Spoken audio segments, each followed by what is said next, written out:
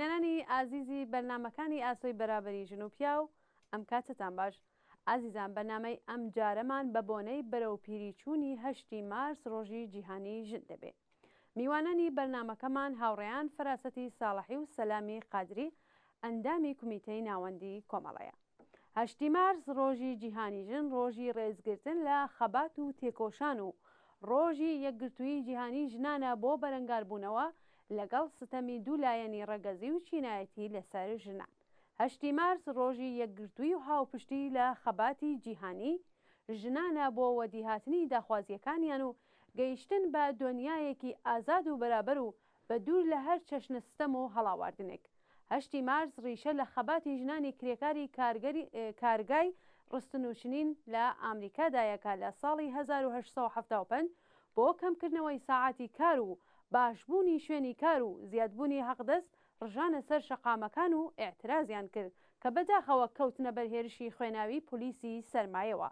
بیرۆکەی هەڵبژاردننی ڕۆژێکی وەکو ڕۆژی جیهانی ژن بۆ ڕێزگرتن لە خەباتی ژنان لە درێژەی خەباتی ژنانی کرێکاری نیویۆرک لە 23 فێوریەی 1990 بە داخوازی مافی بەرابەری ژن و پیا و بۆ دەنگدان دەستی پێکرد. دوازە لە کۆنفرانسی جیهانی ژنان لە ساڵی 1970 لە شاری کۆپنهاکی وڵاتی دانمارک لەلایەن کلارا زیتکین لە ڕێبەرانی سۆسیالیست پێشنیارکرا. بەم شێوەیە لە دوای چەندەها ئێعتراز و خۆپیشاندان لەلایەن ژنانەوە 8 مارس بە ڕۆژی جیهانی ژن ناسرا و هەموو ساڵێک لە وڵاتانی ڕۆژاوا و شۆرەوی پێشوو ئەم ڕۆژەیان وەکو ڕۆژی ژن جێژن دەگرت. وە سازمانی ملل لە ساڵی 1975دا ئەم ڕۆژەی وەکو ڕۆژی جیهانی ژن بە ڕەسمیەت ناسیوە. ئێستا نزیکەی بە 50 ساڵە کە هەموو ساڵێک 8 مارس لە زۆربەی وڵاتانی جیهان ڕێزی لەدەگرێت. لە ئێران و دوای هاتنە سەرکاری جمهوری ئیسلامی بە بەشداری هەزاران ژنی شۆڕژگەر بۆ ئێعتراز بە حجابی ئیجباری لە شارە گەورەکانی ئێران 8 مارس بەڕێوەچوو. لە دوای ئەم 8 مارسە مێژوویە لە ئێران حکوومەت ئیجازەی بەو ڕۆژە نەدا و ڕۆژی لەدایکبوونی فاتمەی زەهرای وەکو ڕۆژی ژن لە ئێراندا دیاری کرد. ئێستاش بۆ قسە و باز لەسەر 8 مارس و چۆنیەتی خەباتی ژنان دەچینە لای میوانانی بەرنمەکەمان هاوڕێیان سەلامی قادری و هاوڕێ فەراسەتی ساڵحیت.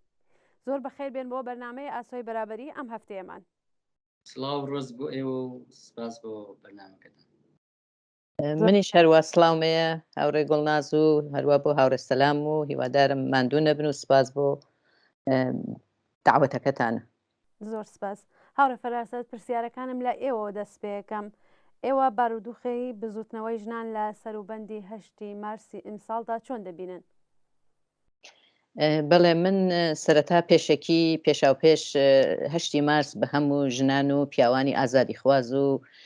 بە تایبەت ژنان و پیاوانی کرێکار و لە هەموو تایبەتیتر ژنانی کرێکار کە واقعان ستەمێکی دوولایەنەیان لەسرە تەبریکێژم و پیرۆزباییان لێ یەکەم و هیوادارم لە 8 مارسی ئەمساڵدا حزورێکی پڕەنگیان ببێ لە مارشەکانی 8 مارسدا. بەڵێ ئەگەر چاوێ بخشێنین لە مبارزاتی ژنان و لە بارودۆخی ژنان لە سەروبەندیم ئەمساڵ ئێمە لە وەزعیتێکە لە شرایطێکە بەرەو پیری 8 مارس ئەچین کە شاهدین واقعاً لە چەند ساڵی ئەخیرە بە تایبەت لە دوای 96 دەیمانی 96 و ئابانی 98 و واقعاً مبارزات بەگشتی مبارزاتی ئیجتماعی کرێکاری معلمان و بازنشستەکان و هەروەها لەوانە ژنان بزوتنەوەی ژنانیش زۆر لە سەتحێکی ڕادیکاڵ و گوستەردەدا چووەتە پێشەوە و ژنان حزورێکی بەرچاو و پڕەنگیان بووە لە ئێعترازەکانە. لە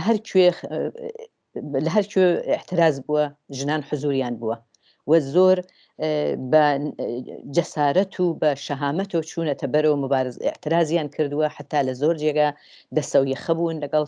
لەگەڵ پاسدارەکانە لەگەڵ نیروهای پلیسی و ئەمنیەتیە دەستیانداتە ئەسلحەکانیان لێیان پسێنن هێرشیان کردە حجابەکانیان فڕدا بەسەریانە وە یا مەسەلەنگە لە شوێنێک جەمعێک کۆبوونەتۆ کە دەنگی ئەترازی خۆیان بە ئەمان چوونەتە سەر سەکۆیەک و سوغەڕانیان کردو و لە مشکڵاتی اقتصادی و فەرهەنگی و بکولی بحرانهایە کە هەیە لە جامعەی ئێرانە و فەقیری برسیەتی بێحقوقی هەمووی ئەمانە زۆر بە زوانێکی سادە قسەیان کردووە بۆ خەڵک یعنی ژنان لە هەموو بەشێکە حاڵەتێکی تعڕوزی و زۆر بوێرانەیان بووە کە بە تایبەت لەم چەند ساڵی ئەخیرە و مبارزاتی ژنان زۆر پڕەنگتر لە جاران چوەتە پێشەوە و جێی تەختیسە و ئەگەر ئێمە تمشایە بکەین بە 8 مارسی بۆ ئەوە کە ناوی 8 مارس باس لە 8 مارسەکەی 8 مارسی 58 کە دوای هاتنە سەرکاری ڕژیمی جمهوری ئیسلامی تودەیەکی عەزیم لە خەڵک لە سەتحی دەیان و سەدان هەزاریدا لە شارەکانە لە بەرابەری فتوای خۆمەینیە کە فتوای حیجابیدا و وەختە هاتنە خیابانەکان بە شێوەی تودەیی و نایانوت بە جمهوری ئیسلامی و نایانوت بە حیجاب و هەروەها وتیان ئێمە ئینقلابمان نەکردە تا بگەڕێنەوە بۆ قڕون وستا و بۆ ساڵهای پێشووی پێش تاریخ ئێمە ینی وا بوو کە ئیتر پاسداران و هێزەکانی ڕژیم حملەیان پێکردن و ئەمەم 8 مارسێکی واقعاً گەورە و نقطە عەتفێکی گەورە بوو لە مبارزاتی ژنانە کە یعنی تا ئەوختە مبارزاتێکی بەو جۆرە 8 مارسێکی بەو جۆرە لە ئێرانە ڕۆی نەدا بوو ئەمە ئیتر ژنان هەر لە عەرسەی مبارزەدا بوون هەر بە هەموو شێوەیەک لە هەرکوێ ئەتراز بوو هەروەوتم کە ژنان زۆر بە بوێری و بە ئازایەتی هاتنە بەرەوە ئیتر مەسەلە تەنها مافەکانی خۆیان نەبوو تەنها متالباتی خۆیان نەبوو بۆ زیندانیان بۆ برسیەتی بۆ فەقیری بۆ گرانی بۆ هەموو وەزعیەتی ناو ئێران بۆ پەدیدەهایەکی ناهەنجار کە لە جامعە هەیە لە هەموو شتێکە ژنان واقعاً حزوری فعالیان بوو لە ئێتسابات و ئێترازاتی کارگەریە ئەوە دیمان لە حەفتەپە کە چۆن دایک و کچ و ژنی کارگەرەکان هاتنە سەفی مبارزەوە و چوونە سەفی مقدمەوە کە بۆ داخوازی کرێکاران یعنی ئەمانە خۆی گشتی شتهایە بوون کە شتهایەکن کە واقعاً ژنان زۆر بە بوێری و ئەبێ وەکو مبارزاتی ئەگەر باس لە موقعیەتی مبارزاتیان بکەین لە کولەن موقعیەتی ئەمەم لەبیر چ بێژم موقعیەتی ژنان ئەگە ئێمە هەم موقعیەتی ژیانیان باسکەین و هەم موقعیەتی مبارزاتی کە من لەبەرە چوومە سەر موقعیەتی مبارزاتی ئەوان ئەو وەختە ئەمانە ژنان هەمیشە ئێمە جاران جملەیەکی من باش لە مەغزمایە هەمیشە جاران ئەمانوت ژنان شان بەشانی پیاوان بەڵام بەڕاستی بە خۆشی و ئەبێ بڵێن ژنان ئەمساڵ پێش لە پیاوان لە هەموو عەرسەکانە لە هەموو ئێترازەکانە لە پێشەوەن و زۆر بوێرانە ئەچنە پێشەوە ئەزانن کە هەر حملێ هەر هێرشێکەکەن زیندانی لەبەرە ئەشکەنجەی لەبەرە عەزیەت و ئازاری لەبەرە وەلێ بازم زۆر بە شەهامەت و ئەچنە بەرەوە مەلایەکە بینن لە خیابانە هێرشەکەنە سەری دیمان زۆر کلیپمان دیوە زۆری کە هەڵمەتی بردە بۆ ئەمامەی مەلاکە ئەمامەکەی خسەتە ژێر پاوی بەسەریا ڕۆیە و حجابەکەی خۆی فردا بەسەریا یعنی ئەمانە یا هەرەوەکە لە دخترانی ئینقلاب ئەمانە گشتی بەڕاستی نیشانهایەکی مبارزی و بوێری ژنانی ئێرانە ئەمە لە حاڵێکە ئێمە باس لەمە ئەەکەین کە جمهوری ئیسلامی وەختی هاتە سەرکار تەواوی هەوڵ و تەقەلای ئەوە بوو کە ژنان بگەڕێنێتەوە بۆ کونجی ماڵ ژنان بە مەقنە ئەو چارشێ و بپێچێت دخترانی زەینەب خالە زەینەبەکان بە پۆلیس مەقنعیان چەسمان بە ناوچاو ژنانەوە لە ئیمکانات و موقعیەتهای شغڵی و تەحسیڵی مەحرومی ئەکردن بە هەموو جێرێ هەوڵی ئەدا کە ژنان بەرەو دوا ببات چون واقعاً ئەیزانی کەوە هێزێکی وەک ژنان ئەگەر ببزوێت و بێتە ڕێوە ئیتر ناتوانێت کۆنتترۆڵی بکات ئەمەیەکە بەم جۆرە هەوڵیدا کە ژنانیش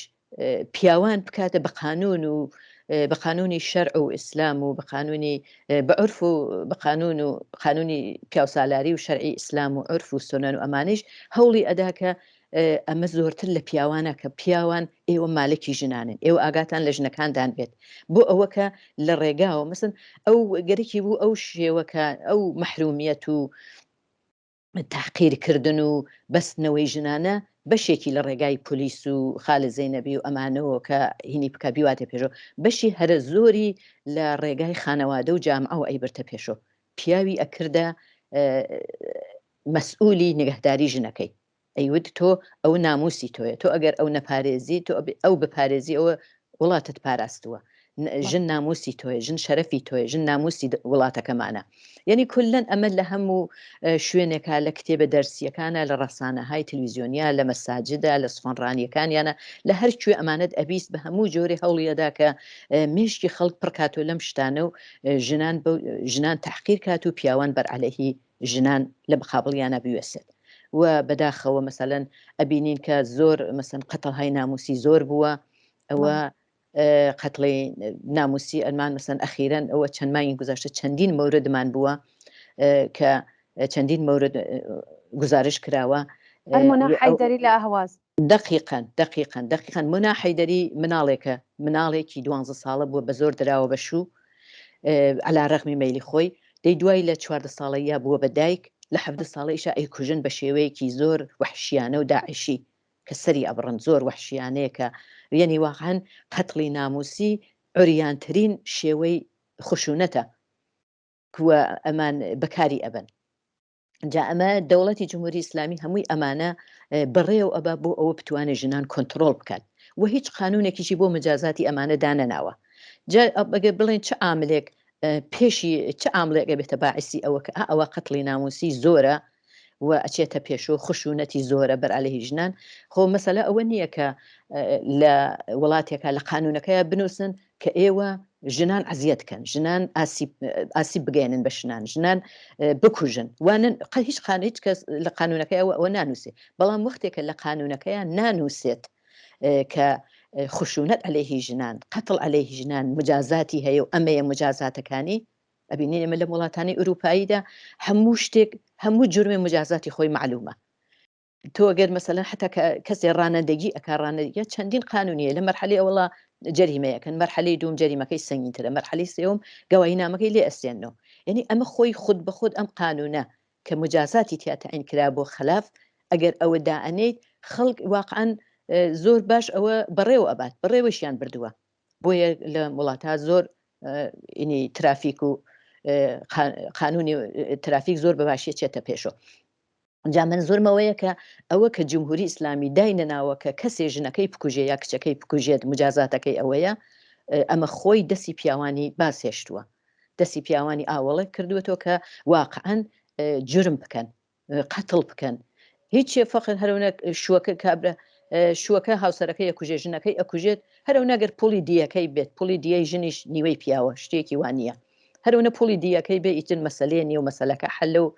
ئەیکوژێ و 2 مانگ 3 مانگ 6 مانگ فەوقی 6 مانگ ئەچێتە زیندان و دوایە دێتە دەرەوە ئازاد ئەگەڕێت. ئەنی ئەو پیاوە فکر لەوە ئەکاتەوە کە من مجازاتێکی وا ناکرێم، پس با من ئەم کەسە کە شوو بە من ناکە، یا مەسەلەن ژنێکە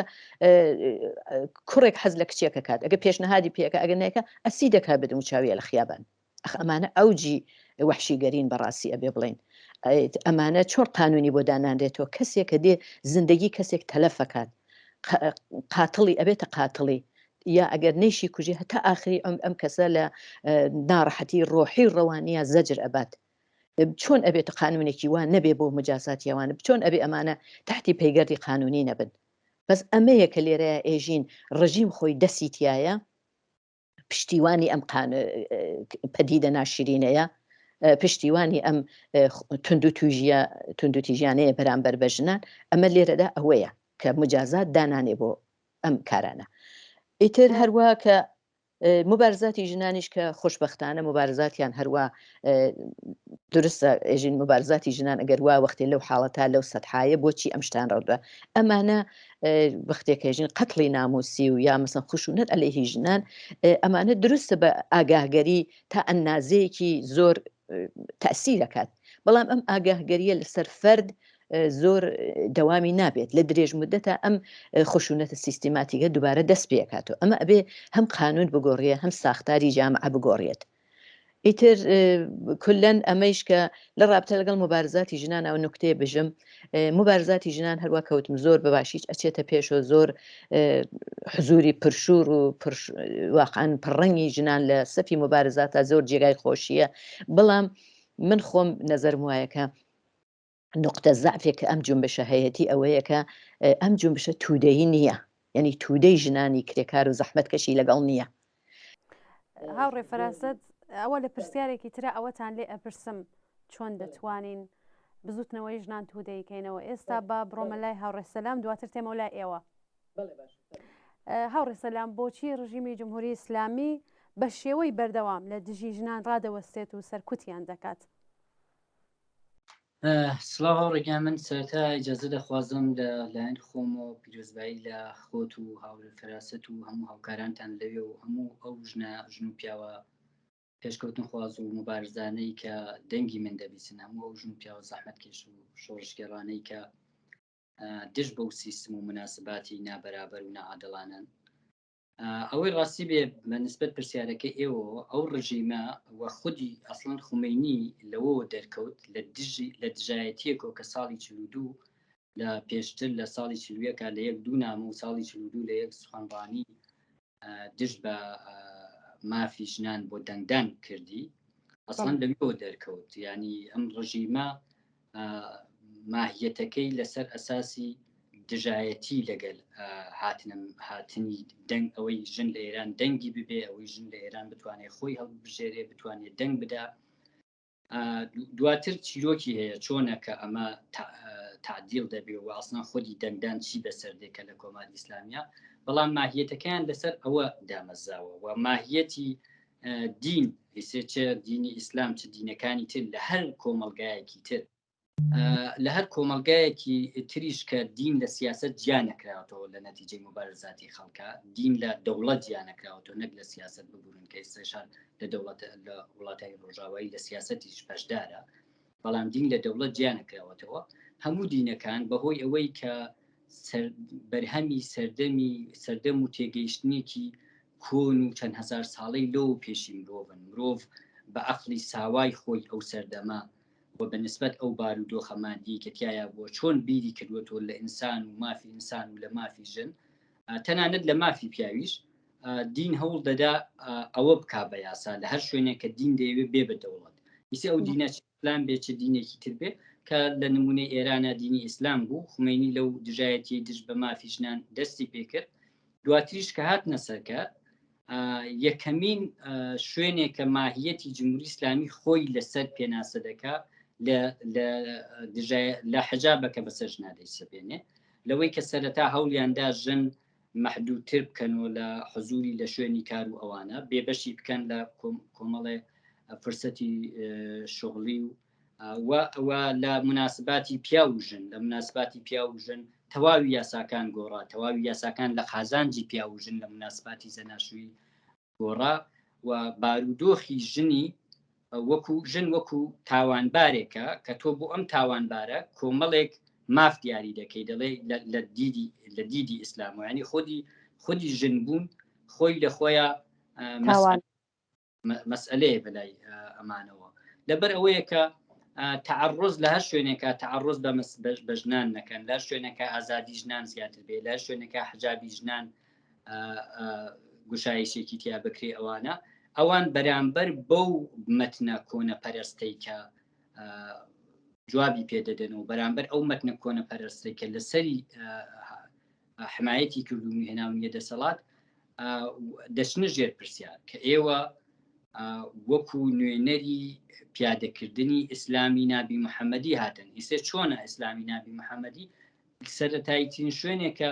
تایە ئەمان ئەچنە ژێر پرسیار لە بەرخوردیانە بە ژنانە، لە پاشەکشیانە لە بەرخورد بە ژن و بە مافەکانی ژنان و بە ژیانی ژنان. جا دواتر بۆچی لە شۆڕشی ئیسلامی ئێرانە کە کرا دواتر ئیجازە درا ژن دەنگ بدا، ئیجازە درا ژن خۆی کاندید بکەوە، ئیسێش لە مەجلیسا ژنەکانیانەیە. لەوەیش چیرۆکەکە دەگەڕێتەوە بۆ ئەوە کە خودی دەنگدان و دەنگیان بێمانا کرد. ینی خومینی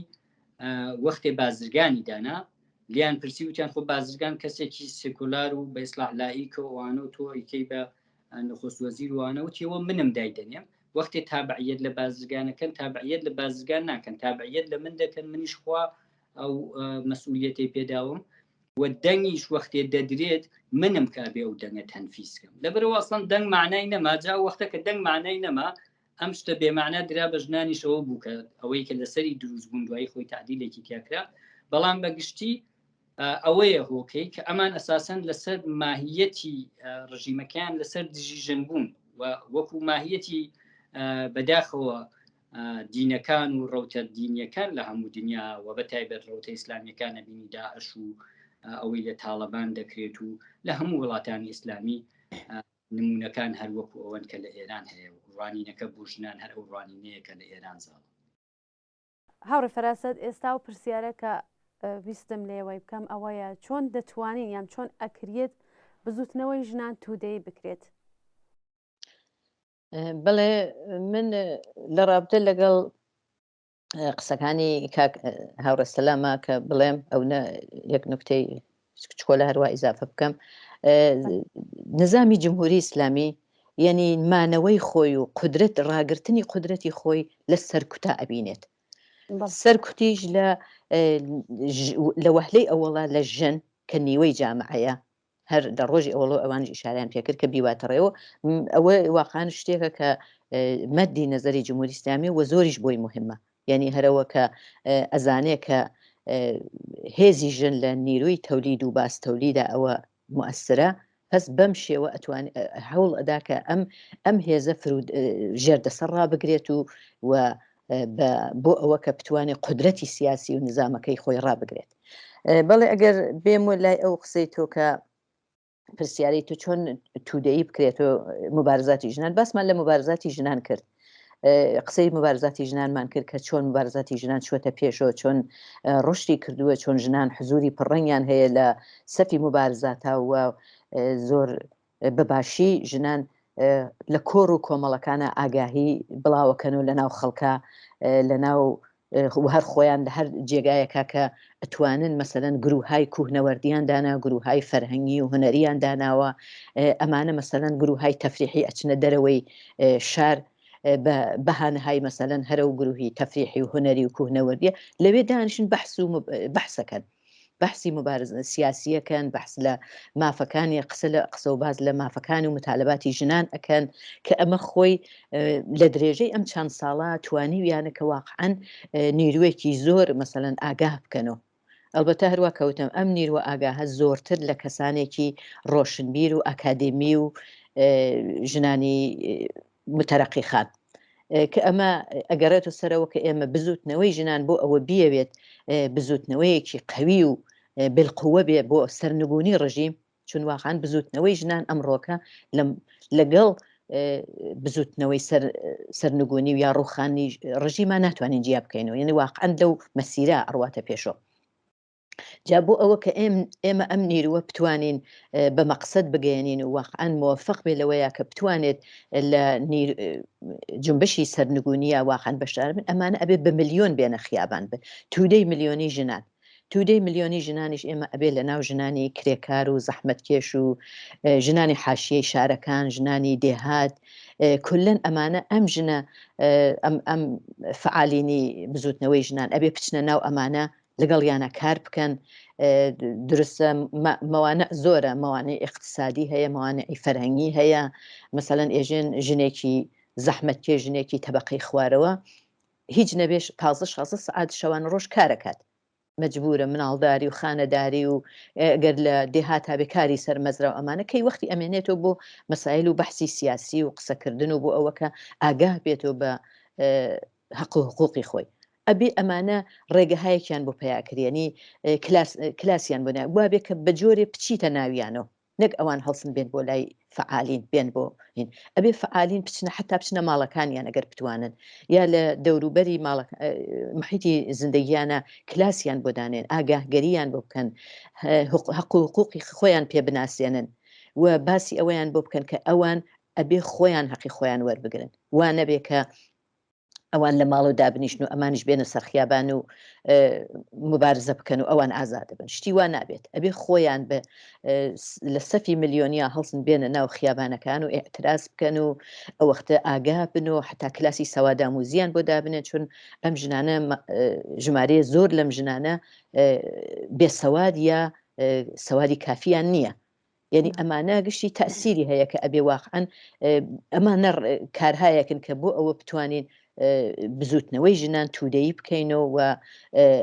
بیان هێنی ناو سەفی مبارزەوە. ئەم قسە لەسەر ئەوە فعالینی ژنان ئەو فعالینی ژنان ئەبێ بچنە ناو تودەی ژنانەوە و بە هەموو شێوەیەکۆ کە بە هەموو شێوەیە بتوانن کە ئەم ژنانە بکێشنە سەحنەی مبارزەوە یعنی ئەبێ لە چوارچێوەی ماڵ بیان هێنە دەرەوە ژن هەتا لە چوارچێوەی ماڵە بمێنێتەوە مەغزیشی ڕۆشت ناکات فکریشی ڕۆشت ناکات هەموو کەسێ نە تەنها ژن فکری هەر لە چوارچێوەی وەسایلی ماڵ و کاس و کەوچک و ئەمانە بمێنێتەوە ناتوانێت ئەبێت لەگەڵ مەسایل ئیجتماعی دەرەوە بەرەو ڕووبێت و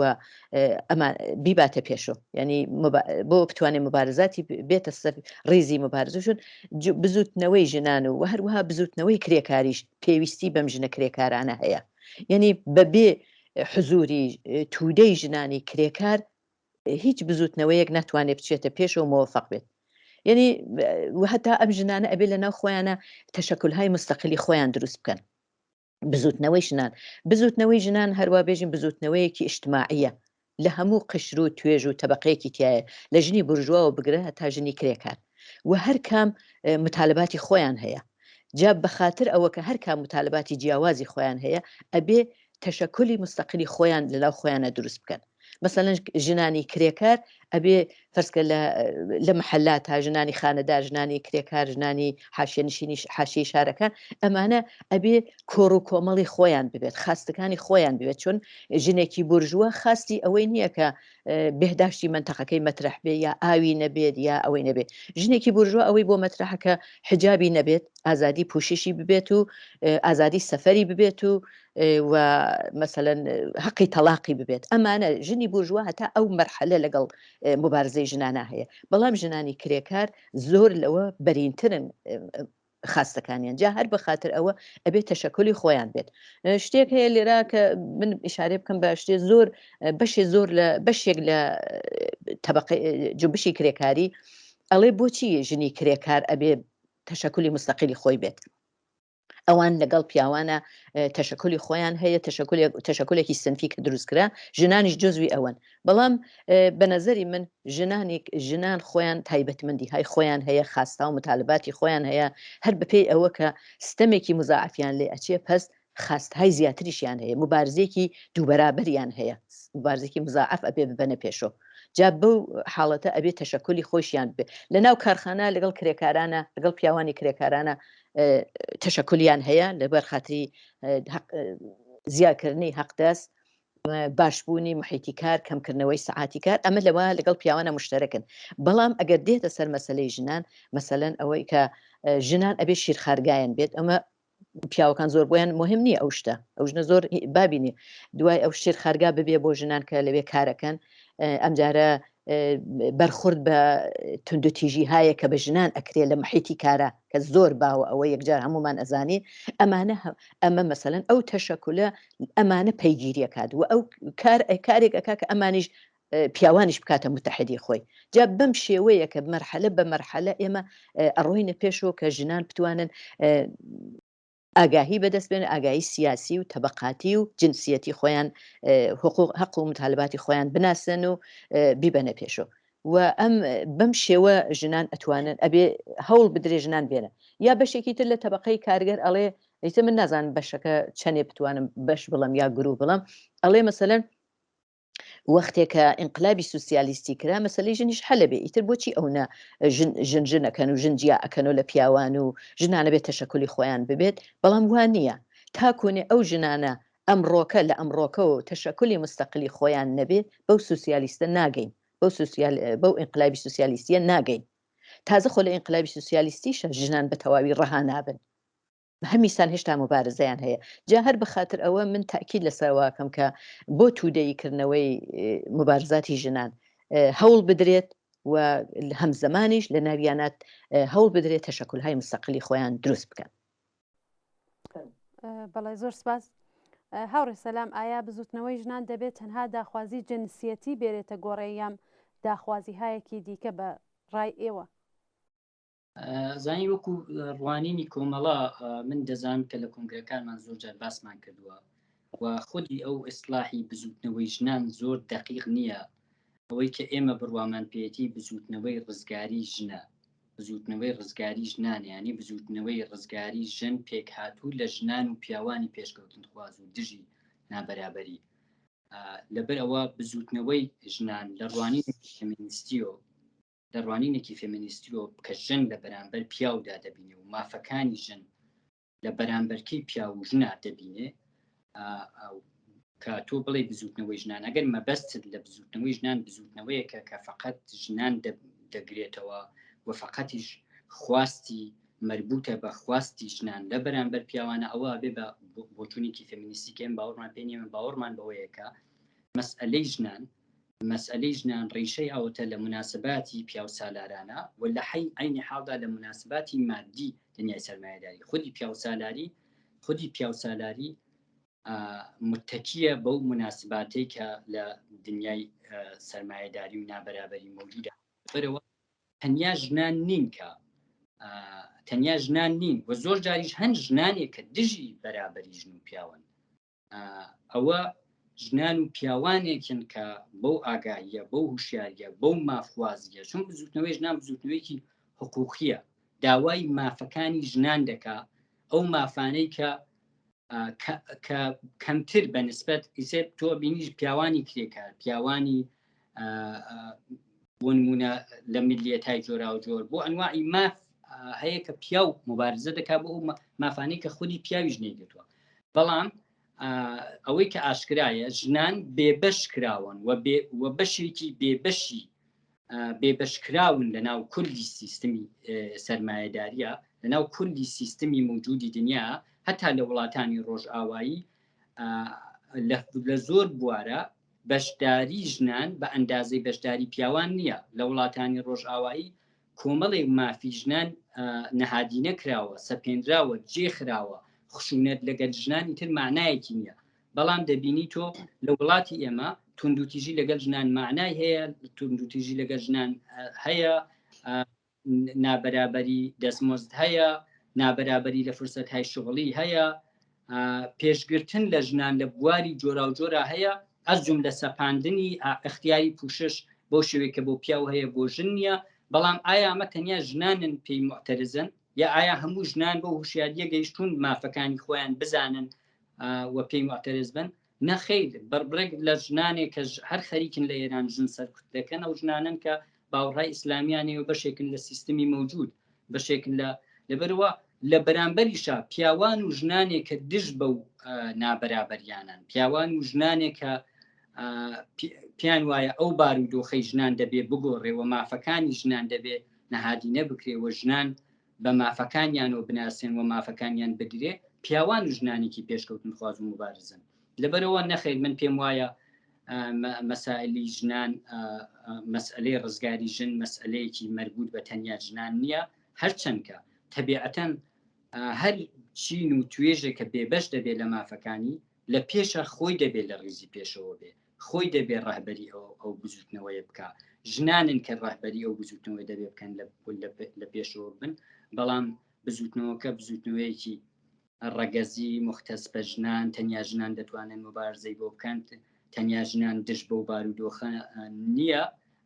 بەڵکو بزوتنەوەکە لە بواری جۆرا و جۆرە لە بواری جۆرا و جۆری ژیانی ڕۆژانە ئاعترازی بەشێکی زۆر لە خەڵکی پێشکەوتن خوازە لە ئێران دژ بە سیستم و قوانینی مەوجود کە لەسەر ژنان پیادە دەکەن. بەڵێ زۆر سپاس هاوڕێ سەلام هاوڕێ فەراسەد ئێوە بۆ هەڵسوڕاوانی بزوتنەوەی ژنان و بزوتنەوەی سۆسیالیستی لە 8 مارسی ئیمساڵدا چە پێشنیارێکتان هەیە؟ بەڵێ زۆر سپاس دەکەم من یەک نکتەی چکۆلە لە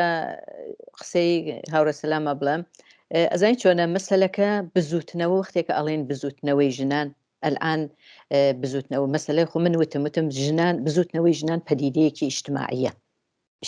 یعنی هەموو تەبەقە و قشرێکی هاتیە مربوط بە یەک تەبەقە نییە ئێمە ئەبێ لە ناو ئەمانە بیپاڵێوین یعنی ئەوەی کە چینی کرێکارە ژنانی تەبەقەی خوارەوەی جامعەکە ئەبێ ئەمانە بێرین بەرجەستیان کەین و تەوەجوی تایبەتیان پێکەین ئاگاهی سیاسی و هوشیاری سیاسی و تەبەقاتی و و حقوق و مطالباتی بەڵام بەپێی ئەوە درستە مەسەلەکە ئەوەیە ئێمە مبارزەکە ئێمە مبارزەیەکی تەبقاتی و وەختە بۆ ئەوەیە کە بۆ نەمانی ئەو سیستمەیە بۆ ڕوخانی ئەو سیستمەیە و بۆ لە ناوچوونی ئەو ساختار و قانونانەیە گشتی بۆ گۆڕینی ئەوانێ بەڵام ژنان ئەبێ هەموو ژنان ئەلان معتەرزن لە ئێرانە ئێمە ناتوانین بێت تەوەجه بین بە ژنانێکی کە مەسەلەن وەزعی ماڵی باشە وەلی خوب لە مقابلی حجابە وێسا لە مقابلی ئەوە وێسا کە حەقی حەزانەتی نییە ئەمانە مافایەکن کە ئەبێ مبارزەی بۆ بکرێت ئەو وەختە یا مەسەلەن حەقی سەفەری نییە حەقی تەلاقی نییە ئەبێ ئەمانە واقعەن کاری بۆ بکرێ و بە ئیجرا دەربێ وەختێکە تۆ حەقی تەلاق ئەلان کە تودەی ژنانی کرێکار بەو ئاگاهیە نەگەیشتون نەهاتن ئیسا ئەلانەمە ژنهایەکی ترکە ژنهایە لە چینی متەوەسد یا چینی سەرەوە تەبقی سەرەوە خەریکن مبارزە ئەکەن حەقی تەلاق تۆ ئەگەر بەو دەوڵەتە بسەلمێنی تو لە قانونە دایبنێ ئەمە تەواوی ژنان بۆ تەواوی ژنان نەفعی هەیە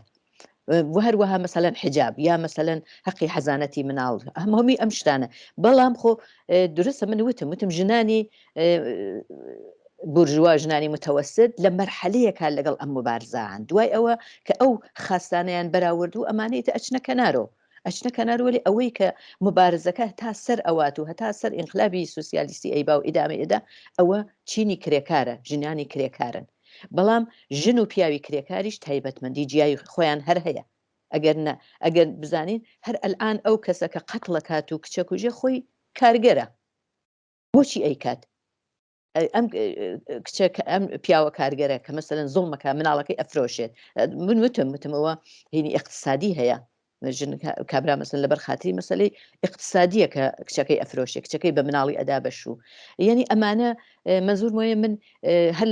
ینی ئەبێت تایبەتمەندی ژنان لەبەر چاو بگیرێت چون سیستەمێکی مزاعفیان لەسرە و عمرێکە کە ئەوان لەگەڵ ئەم سیستەمە مزاعفا چوونەتە پێش و ئەسەن وای لێ هاتووە ژنان خۆیان ئەو خشونەتە بەرامبەر بە خۆیان کە هەر ڕۆژ و هەر سعات ئەکرێت نایبینن مەسەلەن ئەوەی کە ئازاری کەلامی لێدان کوشتن پێی وایە ئەوەی تر حەقی خۆیەتی ئەو هەر وایە ئیتر چون ژنە ئەبێ لی بدرێت چون ژنە ئەبێت تحقیر کرێ چون ژنە ئەبێ مەسەلەن بە مەیلی پیاوەکەی ئەبێت هین بێت تەمکین کا بە پیاوەکە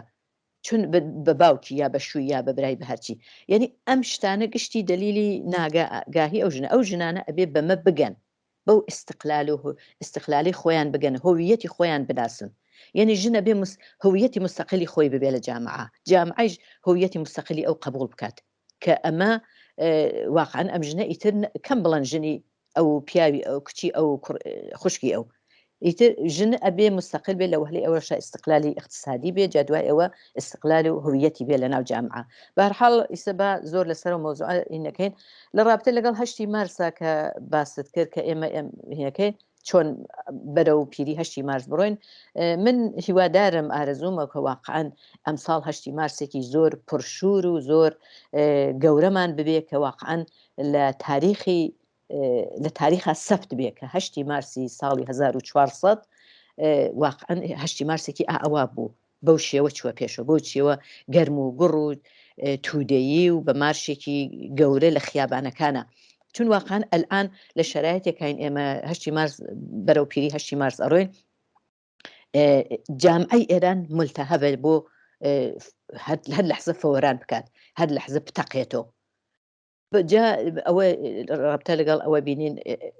مبارزاتی کرێکاران مبارزاتی معلمان مبارزاتی بازنشستگان ئێترازاتی هەمووی ئەوانە و لە پاڵیشو ئەلان ئێمە ئەم 8 مارسە بکرێ بە بەهانەیەک کە واقعاً ئەم ئێترازاتانە کۆبنەوە دەنگی خۆیان بەرزۆکەن ژنانی ئازادی خواست ژنان و پیاوانی ئازادی خواست و بنووسینی شعار لە دار و دیوار هەر لە ئیسەوە کە هێشتا 10 ڕۆژی ماوە بۆ 8 مارس هەموو دار و دیوار پڕکەن لە شعار بینووسن کە خاست و متالباتی ژنان لەوێ بنووسن خاست و متالباتی معلمان بنووسن کە خۆشبەختانە ئەبینین ئێمە لە ئەکس و هینەکانە کلیپەکە و کلیپ و شایەکە بڵاو ئەکرێتەوە ئەبینین کە خەڵک مڕەتە پلاکارتارێکیان بەدەستۆیە لە حەقی لە برسێتی لە گرانی لە بێکاری ئێعترازەکەن هیوادارم ڕۆژی 8 مارسیش تەواوی ئەم داخوازیانە تەواوی ئەم خاستنە و متالباتانە بن لە پلاکارتایەکە بنووسێ و بەدەست خەڵکۆ لە سەفێکی زۆر ملیۆنی و گەورەیە لە شارەکانی ئێران بەرەو پێش بچێت و ئەمە بتوانێت کە مەسەلەن کارێ بکا کە ژنانێکی زۆرتر هەڵخڕێنێت و هەروەها خەڵکی ئازادی خوا هەڵخڕێنێت و بیان هێنێتە خیابانەکانەوە یا مەسەلەن ژنانی ئەتوانن داخوازیەکانیان لە قەتنامە و بەیاننامە بنووسن و لە جەمع بیخوێنەوە هەروە کە وتم داخوازیەکانیان لە قەتنامەهایەکە و بەیاننامەهایەکە بنووسن ساڵی پێشوو لە 8 مارسا ژنانی شاری سەقز ژنانی مبارزی شاری سەقز تەواوی خاستەکانیان لە 16 مادە نووسی بوو و هاوردیان بڵاویان کردو لە ناو خەڵکا و ئەمانە ئەم ساڵیش هەر بۆ جۆرە خاستەکانیان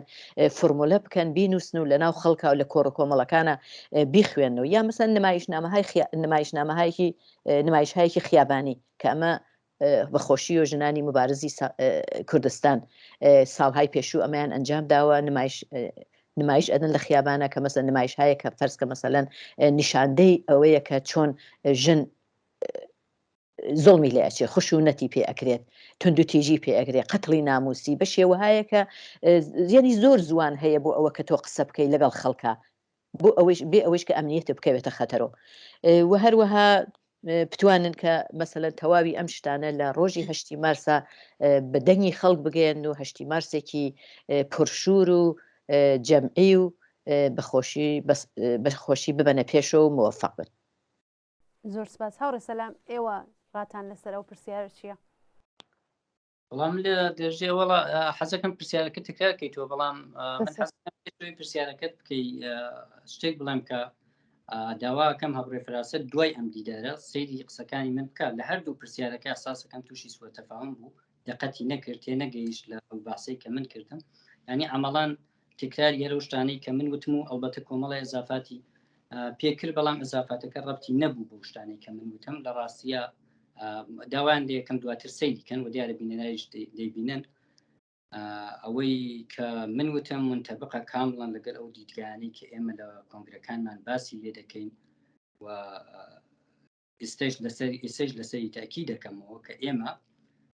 بزوتنەوەی ژنان بە بزوتنەوەیەکی پێکاتوو لە ژنان و پیاوانی ئازادی خواز و پێشکەوتن خواز دەبینین و ئەلزامەن هەر ژنێ بەهۆی ئەوەی کە ژنە بەرابەری خوازن یا هەروە کە بینین ژنانی سەرکوتگەری ناو سیستمی کۆماری ئیسلامی هیچ بەرابەری خوازیەکیان نییە من هیچ قسەیەکم لە چین و توێژی جۆرا و جۆر نەکرد یا هیچ قسەیەکم لەوە نەکرد کە ژنان داواکاری و زوڵمی تایبەتیان لێ ناچێ بەڵام سەم لەوە کرد کە دژایەتی و مبارزە بۆ ڕەفعی ئەو مەسائلە تەنیا ژنان نین کە دژیان زۆرێک پیا و ئێمەمانان و هەزاران ملیۆنان خەڵکی وەکو ئێمەوانان خەڵکێکی ئەمڕۆین خەڵکێکی سەردەمین خەڵکێکن کە هەم مافی خۆیان هەم مافی ژنان لە ناو جامعەکە دەناسن و وەکو خودی ژنان دژی ئەو مافانن و پشتیوانی ئەو مبارزان کە ژنان دەیکەن لە هەرچین و توێژێک ئەو شتێک کە بەهۆی ژنبوونەوە ئەو ستەمەی کە بەهۆی ژنبوونەوە لە ژن دەچێت من پێم وایە بە خۆشحاڵیەوە زۆرینەی پیاوان و ژنان لە ئێران دژیان زۆرینەی پیاوان و ژنان لە ئێران مبارزەی بۆ دەکەن و لە زۆرێک لە حرەکەتای معلمین و لە هەموو ئەو ئەرسانی کە ژنان هەن ئەبینی ڕێگەیەکی زیاتر دەدرێ بە ژنان بۆ داریکردن و ئەوە نیشانەی لە پشتیوانی و هاودڵیەکە کە جۆنبشی ژنان جۆنبشی یەکێ لە جۆنبشهای کە جۆنبشی هەموو جامعی ئێرانەوە هەموو بەسڵاح پیاوان و ژنان لە ئێران بەش زۆرینەیەکەن کە دژی ئەو ستەمەن تەبیعەتەن هیچ کەسێک گومانی لەوە نییە و ئەوە ناباتە ژێر پرسیار کە ژنان بەهۆی ژنبوونیانەوە لە هەرچی و توێژێ بن زوڵمێکی تایبەتیان لێ دەچێت بەڵام ڕەفعی ئەو ستەمە و ئەوەی کە ئەو ڕژیمە یەکێ لەو بوارانەی کە چوەتە ژێر پرسیار لەلایەن هەردوو ڕەگەزەکەەوە مەسایلی ژنانە جایسە پێم خۆشە پرسیارەکەتان بەڵای پرسیارەکەم ئەوە بوو کە ئێوە بۆ هەڵسوڕانی بزوتنەوەی ژنان و بزوتنەوەی سۆسیالیستی لە 8 مارسی ئینساڵدا چه پێشنیارێکتان هەیە؟ بەزانانی من خۆم لەو مەقامە نبینم ڕاستیەکەی نسخە بە پێچمە و بە ئیسلاح پێشنیارێکی تایبەت و ئەوانە بەڵام بەگشتی ئەو کاتیشکە من لە ناو بووم لە ئێران هەمیشە قسەمەوە بوو کە ئێمە دەبێ بە درێژایی ساڵ کار بکەین دەبێ بە درێژایی ساڵ مبارزە بکەین دەبێ واقعیت ئەوەیە بزاوتێک هەیە جوڵەیەک لە ناو ژنانە هەیە بەڵام ئەوەی کە پێی بڵێ بزوتنەوە ئەبێ ڕێکخراوی بێت ئەبێ ڕەهبەری بێت ئەبێ ئەستراتیژی بێت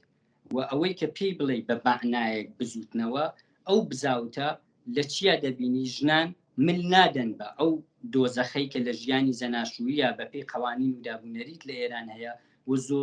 زۆرترین داوای تەلاق لە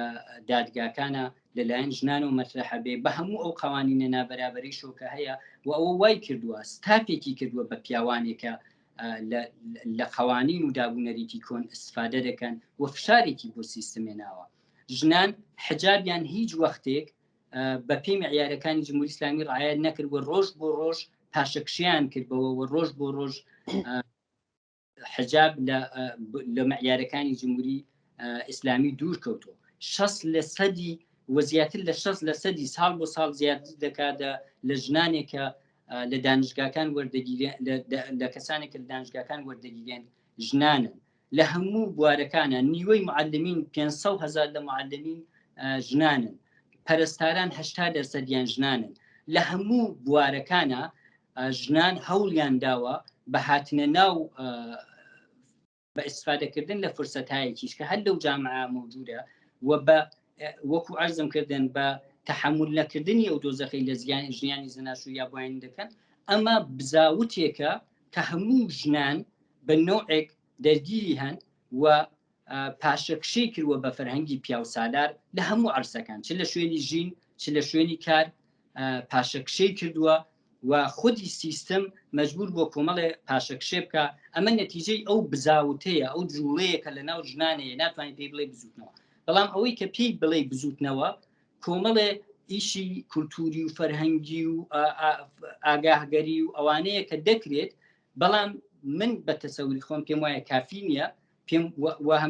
هەمیشە بۆ چوونمەوە بۆ ئەو کاتێش لەناوە بووم دەموت کە ئێمە دەبێت بە درێژایی ساڵ ئیش بکەین بۆ ئەوەی ڕوومان بێ 8 مارس بچین کەم بین زۆر بین کۆبینۆ و ڕۆژی 8 مارس جەشن بگرین و مبارزاتی و ساڵەمان بەسەر بکەینەوە بە قەولێکەڵێ برایەتی و خوشکی خۆمان سابت بکەین جا دوایی داوای میراتەکەین یعنی بە درێژایی ساڵەکە مبارزە بکەین بۆ مافی ژنان بۆ ئەوەی 8 مارسیش کە دەگرین ئەو کەسانە بین کە چالاک بووین لەو بوارە من وەکو عەرزم کردن خۆم لەو مەقامە نبینم کۆمەڵێک ئەوە بڵێم ئەوە بکەن و ئەوە مەکەن و ئاوا بیگرن و ئاوانەیگرن بەڵام لە حەجمە من پێم وایە ئەگەر ئێمە هاتین ڕۆژی 8 مارسمان لە حەجمی 5 نەفەری و 10 نەفەریە گرت ئەگەر هاتین لە حەجمی 5 نەفەر و 10 کەس و 12 کەس و ئەکسێکمان گرت و ئەکسەکەمان بۆ 5 دقە 10 دقە چوون لە گۆشەیەک وەگرت و بە درێژایی ساڵ کارمان نەکرد بە درێژایی ساڵ ژن سوتا و هیچێکمان نەکرد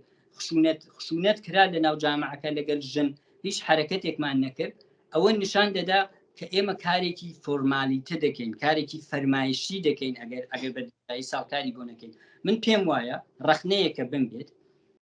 و هیوادارم کە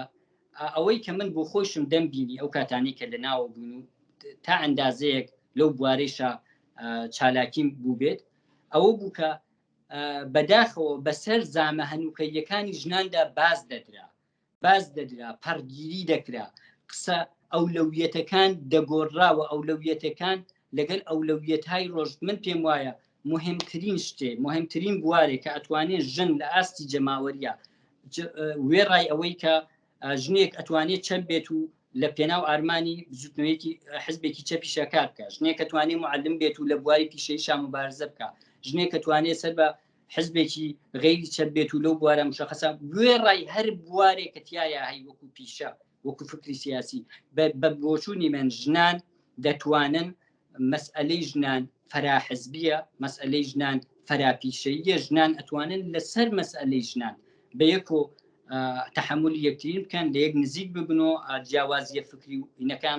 ڕێگریان نەبێ بە درێژایی ساڵ بە هێزی هاوبەشی خۆیان و بە هێزی هاوبەشی پیاوانی پێشکەوتن فازەکە پشتیوانیانن کاریگەریان لەسەر کەمکردنەوە لەسەر فەرهەنگی ئەوەی کە خشونەتی ناموسی قەتلی ناموسی پاشەکشێ پێەکە کاریگەریان لەسەر ئەوە ببێت جا ئەو کاتە 8 مارس لە هەر حەجمێکە کە ئیمکانی ببێ بگیرێت ئەو وەختە تەداعی ئەنچەیەکە لە توولی ساڵەکە ئاکراوە ئەگەر لە توولی ساڵەکە مبارزاتێ نەبێ کە ئێمە ئیسەر بێن 2 ساعتیش قسە بکەین ژنان باشن مبارزاتیان گەشاوەیە ئەستێرەی گەشاوەی مبارزاتی ڕۆژانن لە هەموو بوارەکان چیان کردوچیانکەوە ئاخر دەبێت فاکت بێنینەوە ئەبێ بڵێن مەسەلەن ئەم بزوتنەوەیە لە مەسەلەن فلان شوێنە قەتلی ناموسی کرا لە فلان شوێنە خشونەتی ناموسی کرا لە پێناو فلانش تا تاکتیک و ئستراتیژی ئەوەی چییە مەسەلەن بۆ نمونە منفەزهایەک هەیە لە بەهزیستیەکانە بۆ یارمەتی دان بە ژنانێکە فشاریان دەخرێتە سەر لەو منفەزانە استفادەی کردووە چی کردووە ئەوەی نەکردووە چی کردووە ئەبێ معلوم بێ بە درێژایی ساڵ هەڵسوڕاوانی ژنان چۆن فەراتر لە عرسەیەکی مشخص کە دەرگیری هەن لەسەر مەسائلی ژنان بەیەکۆکۆ دەبنەوە بە نەزەر من ئەوە ممکنە جەماوەری بوونی مەسائلی ژنان ینی ژنانی فعال وێڕای مبارزەی پیشەیی حزبی فکری فەرهەنگی ئەگەر تۆ بازگەرێکی تاتی لەسەر مەسائلی ژنان دەتوانێت لەگەڵ ژنانێکە ئەلزامان ڕۆشنبیرێ نییە بازگەرێکی تااتر نییە کار بکەی لەگەڵ ژنێکی معلم ئەبێ ژنان فراحزبی فراپیشەیی بتوانن لەسەر مەسائلی ژنان بە درێژایی ساڵ کۆبوونەوەیان ببێ کاریگەریان ببێجا و وەختە 8 مارسیش لە هەر حەجمێکا کە بۆ خۆیان لە محەلا تەشخیصی بن قەتعنامەکەی چۆن بنووسن چۆن مهم ئەوەیە کە ئەو 8 مارسە تەداعی ئەو مبارزەیە و ئەو کاریگەریەیە کە بە درێژایی ساڵ بووە من دووبارە دووپاتێکم و ئەوەندەی کە بزاوتی عمومی ژنان دەبینم جوڵەی عمومی ژنان دەبینم ناڕزایەتی و ملەدانی عمومی ژنان دەبینم ئەوەندە بزوتنەوەیەکی پێناسەداری کە تۆ بە ڕۆژانە و بە ساڵانە کاریگەریەکانی ببینی نییە و ئەو بزوتنەوەیە ئەگەر قەرارە بێوێ وەکو بزوتنەوەیەک دەرکەوێ ئەبێ بتوانێ مستەقل و فەراتر لەو عەرسانەی تر ژنان بتوانن کار بکەن ئەلبەتە من دڵنیام من وەکو دەڵێم ڕاهبەری مەسائلی مبارزاتی ژنان و ڕیزی پێشەوەی دەبێت ژنان بن بەڵام ئەوە پشتی بە بەدەنەیەکی ئیجتیماعی پێشکەوتن خوازە کە مرەکەب لە ژنان پێ بەڵێ زۆر سپاس بۆ هاوڕێیانی بەشدار بوو هاوڕێ فەراسەتی ساڵحی و هەروە هاوڕێ سەلامی قادری لە بەرنامەی ئاسۆی بەرابەری ئەم هەفتەمان سپاس بۆ ئێوەش هاوڕێ گوڵناز و دەستان خۆش زۆر مەمنون زۆر سپاس بەڵێ بینەرانی خۆشەویستی بەرنامەی ئاسۆی بەرابەری بەم جۆرە هاتینە کۆتایی بەرنامەی ئەم هەفتەمان کە سەبارەت بوو بە بەرەو پیری 8 مارس ڕۆژی جیهانی ژن هیوادارم کە جێگەی سوود و ڕەزامەندی ئێوەی خۆشەویست بێ تا بەرنمێکی تر و ئاسۆی بەرابەریەکی دیکە ماڵاوە.